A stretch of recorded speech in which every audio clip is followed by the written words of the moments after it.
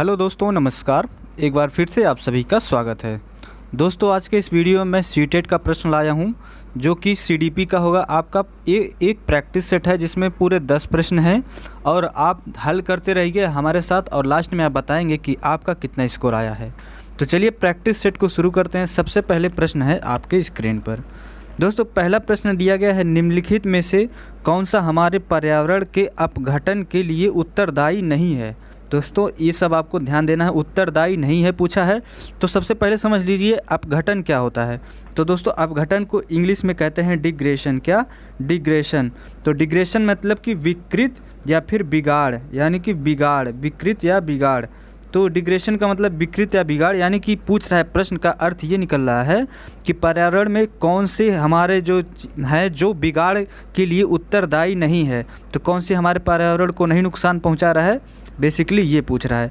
तो ठोस अवशिष्ट फेंकना, ये, या फिर वनोन्मूलन, या फिर वन रोपण, या फिर जीवाश्म ईंधन का उपयोग। तो दोस्तों, वन रोपण करना जो है ये किसी भी प्रकार से आपको नुकसान दिख रहा है पर्यावरण में, बल्कि ये दोस्तों पर्यावरण के लिए लाभदायक होता है वन रोपण करना। तो इसलिए हमारा उत्तर होगा सी सही, क्योंकि पूछा है नहीं में। तो उत्तर सी आप टिक करिएगा इस प्रश्न में।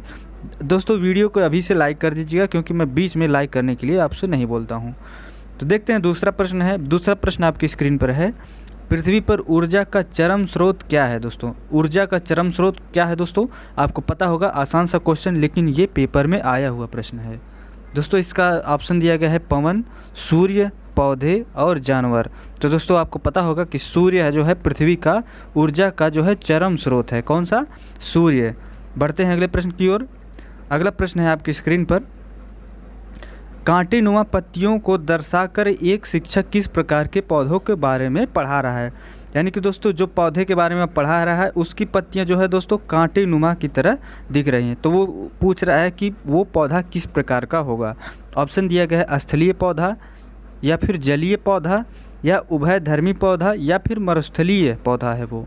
तो दोस्तों, आपको बता दें, जो मरुस्थलीय पौधे होते हैं दोस्तों, वहाँ पर पानी की मात्रा कम होती है, और पानी की मात्रा कम होने की वजह से पत्तियां सिकुड़ जाती हैं और पत्तियों का आकार कांटेनुमा हो जाता है। तो इसलिए वहाँ पर कांटेनुमा पत्तियां पाई जाती हैं। तो इसका सही उत्तर होगा मरुस्थलीय पत्तियां। तो दोस्तों, आपको पता होगा कि जैसे कि बर्फीली क्षेत्र जो होती हैं, या फिर रेगिस्तानी एरिया जो होता है, वहाँ की जो भी वृक्ष होती हैं वो शंकुधारी पत्तियाँ, कुछ वृक्ष होती हैं जो शंकुधारी वृक्ष कहते हैं, जिनकी पत्तियाँ कांटेनुमा होती है।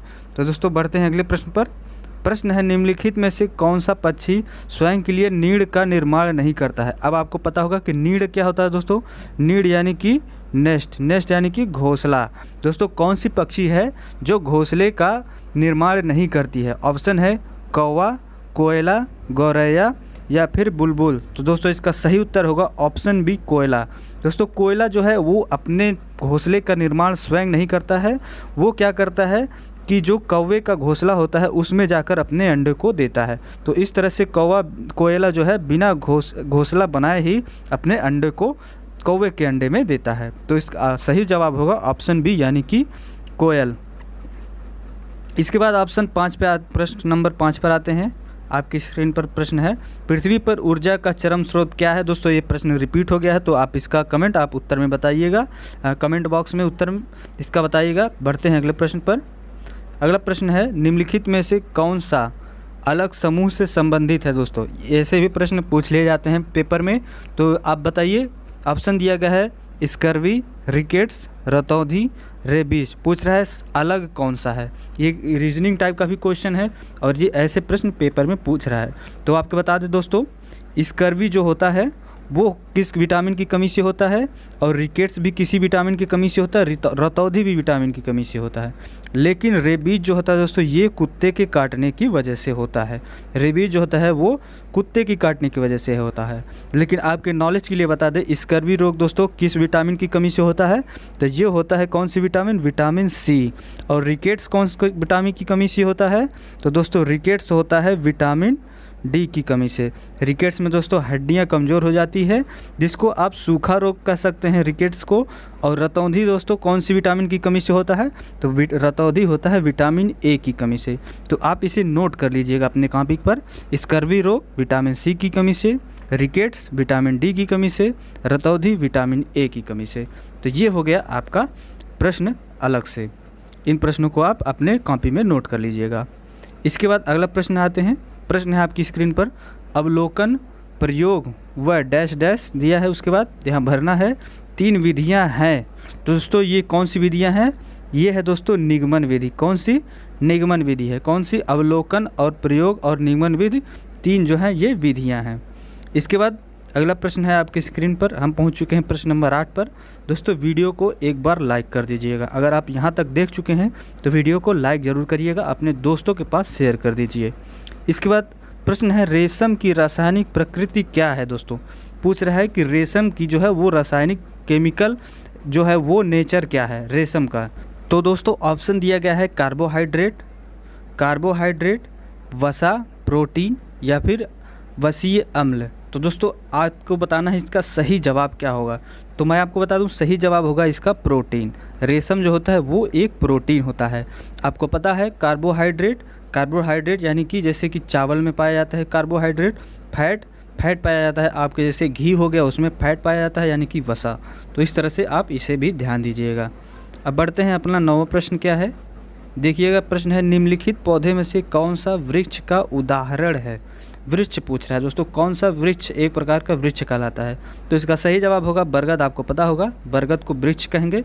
बाकी गुलाब, मेहंदी, तुलसी, इन सब को आप झाड़ी भी कह सकते हैं, एक तरह की झाड़ियाँ हैं सब। बाकी बरगद जो है वो वृक्ष होगा। अब हमारा लास्ट प्रश्न आता है दोस्तों, इसको अटेंड करिए। बताइए कौन सी प्रकृति आपदा नहीं है? दोस्तों प्रकृति आपदा कौन सी नहीं है? ये प्रश्न मैं आपको कमेंट में करने के लिए छोड़ रहा हूँ। ऑप्शन दिया गया है भूकंप, शॉर्ट सर्किट से लगी आग, सुनामी, चक्रवात। तो दोस्तों इन सभी प्रश्नों को आप कमेंट में करिएगा, लेकिन मैं बता देता हूँ इसका उत्तर सही होगा शॉर्ट सर्किट से लगी आग। दोस्तों भूकंप जो है ये प्राकृतिक आपदा है, आपको पता होगा। सुनामी भी प्राकृतिक आपदा है, चक्रवात भी प्राकृतिक आपदा है। लेकिन शॉर्ट सर्किट जो है वो ये प्राकृतिक नहीं है, ये मनुष्य द्वारा जो तार बिछाए जाते हैं ये तो मनुष्य द्वारा किया जाता है, और ये तो मनुष्य की गलती से होता है। तो इसलिए ये प्राकृतिक आपदा नहीं होगा। तो अगर आपने सही जवाब दिए हैं तो कमेंट में हमें ज़रूर बताइएगा, और आपके 10 प्रश्नों में से कितने प्रश्न सही आ रहे हैं इसका भी जवाब हमें बताइएगा। वीडियो देखने के लिए धन्यवाद।